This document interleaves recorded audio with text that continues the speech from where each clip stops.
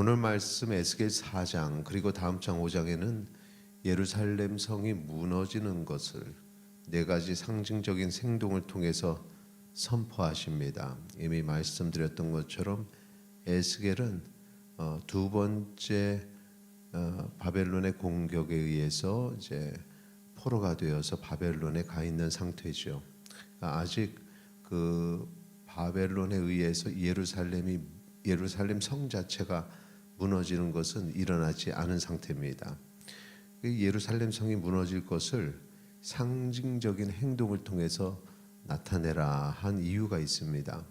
말씀을 말씀으로 그대로 전달을 해도 듣지 않기 때문에 눈에 보이는 행동을 하라는 것입니다. 그 중에 네 가지 중에 4장에서 이제 세 가지를 소개를 하고 5장에서 이제 한 가지를 소개를 합니다. 오늘 본문의 세 가지 행동, 첫 번째는 1에서 3절까지의 내용인데 톱판에 그림을 그리라 이겁니다. 첫 번째 것, 우리 1절 같이 읽도록 하겠습니다.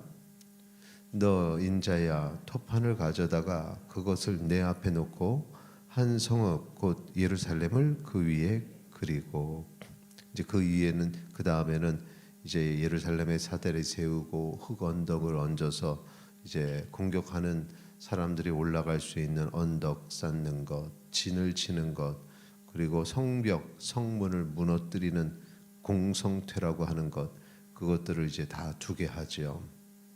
그리고 철판을 가지고 이 모형 성읍과 에스겔 사이에 두게 합니다. 그래서 철벽을 두르는 것, 여기까지가 이 첫 번째 행동인데, 이것은 그 예루살렘이 공격을 받는 모습 그대로 그림을 그리는 겁니다. 그리고 한 가지 우리가 볼 수 있는 그 철판, 예루살렘 모형과 이 선지자 에스겔 사이의 이 철판은 하나님과 예루살렘 사이의 단절을 나타내는 행동입니다. 지금 예루살렘은 그렇게 무너지지만 하나님과 예루살렘 사이에는 단절이 있다라는 것입니다. 이만큼 그렇게 거리가 멀어진 것이죠. 자, 두 번째 행동은 4에서 8절까지의 내용입니다. 4절, 5절 우리 같이 읽도록 하겠습니다. 너는 또 왼쪽으로 누워 이스라엘 족속의 죄악을 짊어지되 내가 눕는 날수대로 그 죄악을 담당할지니라. 내가 그들의 범죄한 횟수대로 내게 날수를 정하였으니 곧 390일이니라. 너는 이렇게 이스라엘의 족속의 죄악을 담당하고, 지금 우리가 일부만 읽었는데, 자, 이 두 번째 행동, 왼쪽으로 390일간, 오른쪽으로 40일간 눕고 그 다음에는 몸을 줄로 묶으라는 것입니다. 여기 얘기대로 이 모든 것은 이스라엘의 족속의 죄악을 담당하는 거죠. 처음 왼쪽으로 누운 것은 이스라엘의 죄악, 오른쪽으로 누운 것은 유다 족속의 죄악을 담당하는 것입니다. 그리고 그 며칠간 누워라 했던 것이 390일, 40일인데 그것은 이제 390년과 40년을 의미하는 것으로 이스라엘 백성이 감당해야 될 죄악의 날수다라고 그렇게 설명하고 있습니다. 그렇게 지난 날에 쌓아왔던 죄악의 날들이 그렇게 길다라는 사실을 우리에게 보여주고 있습니다. 그 다음에 바로 이 두 번째 행동에 이어지는 모습은 예루살렘 쪽에 팔을 걷어 올리고 예언하는 이 에스겔을 묶는 거죠. 팔을 걷어 올린다는 건 상당히 공격적인 그 행동인데, 그런데 예루살렘을 꼼짝 못하게 한다는 의미로 묶어 버리는 겁니다. 죄악에 가득한 예루살렘, 그런데 결과는 아무것도 할 수 없는 곳이 되는 거죠. 이 예루살렘을 꼼짝 못하게 하는 이 행동은 당시 문화적인 상황에서는 아주 수치스러운 겁니다. 자신들의 자존심, 문화와 종교의 중심지, 그런데 그것이 무의미해진다는 사실을 직접 보여주는 것입니다.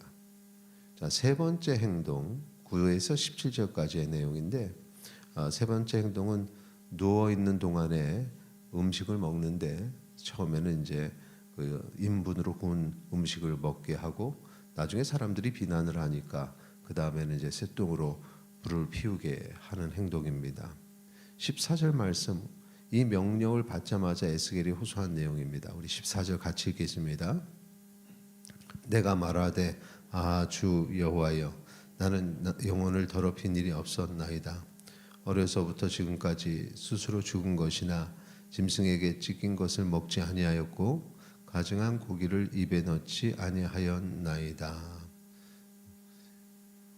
우리가 지금 현대화된 문명에 살 때는 이제 인분이나 또 새통으로 구운 그런 음식들을 먹는다는 자체는 이해가 되지 않지만 우리가 시골에서는 충분히 볼 수 있는 일이죠. 그래서 그걸 말려서 그렇게 태우는 재료로 쓰는 것은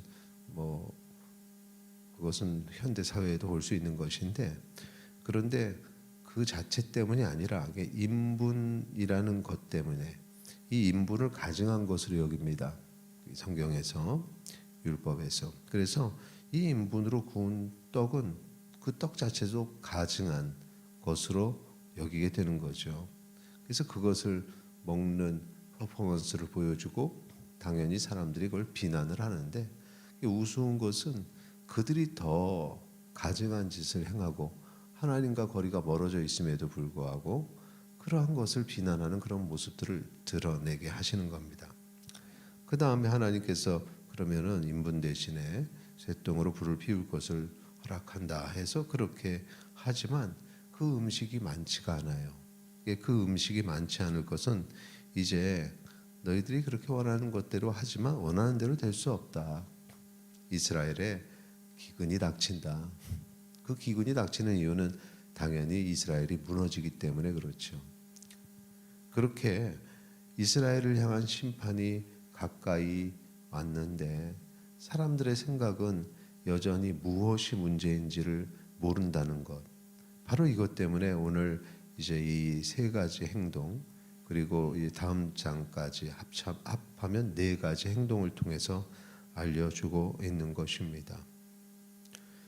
지난날에 바로 이 시점에서 포로되기 이전에 그 지난날의 삶을 보면 이들에게는 풍족한 음식이 있었고 만족하며 살았고 자신들이 아주 정결하다고 그런 어떤 선민의식 가지고 살았습니다. 그러면서 그들의 자존심이 예루살렘 성이 되었죠. 그것을 보면서 자랑스러워하고, 특별히 성전을 보면서는 우리 예수님과 함께 제자들이 성전 문 밖을 나갔을 때 제자들이 예수님에게 이 성전을 한번 보세요 했던 것처럼 그렇게 자랑스러워하는 그러한 모습들이 그들의 마음 속에, 단지 건물뿐만 아니라 그들의 마음, 이 유대인들의 마음 속에 있었는데, 그 무너지지 않을 것 같은 예루살렘 성이 무너지는 심판을 앞둔 이유가 무엇인가? 이들이 삶에 문제가 생기고 포로 생활을 하는 이유가 무엇인가? 겉으로는 정결한 것처럼 보이고 신앙생활을 잘하는 것처럼 보여도 사실 속에서는 온전한 믿음이, 하나님을 향한 신앙이 없었기 때문에 그렇습니다. 겉과 속이 다른 패역한 백성이기 때문에 그랬던 것입니다. 사람은 그 시선으로 겉만 볼 수밖에 없는데 하나님은 중심을 보시는 분이시기 때문에 하나님 앞에서는 그것이 통하지 않습니다. 사람을 생각하는 것이 아니라 하나님을 생각하는 주의 백성 되시기를 바랍니다. 우리의 모습이 정결할 때 겉으로 드러나는 것이 아니라 속과 겉이 모두가 다 정결한 주의 신부가 되기를 소망합니다. 오늘 하루 살아갈 때 남에게 보여지지 않더라도 하나님이 나를 보고 계시고 우리의 삶을 하나하나 지켜보시고 우리의 말을 다 듣고 계신다는 사실을 기억하시기 바랍니다. 그렇게 하나님 앞에 정결한 삶을 살 때 일상에 누리는 행복이, 그리고 하나님이 우리에게 주셔서 이루실 큰 그런 놀라운 일들이 일어나게 되는 것입니다. 겉으로 화려한 것 어느 순간에 무너진다는 것입니다. 오늘 말씀 붙잡고 함께 기도하기 원합니다. 하나님 앞에 진실하기 원합니다. 함께 기도하시겠습니다.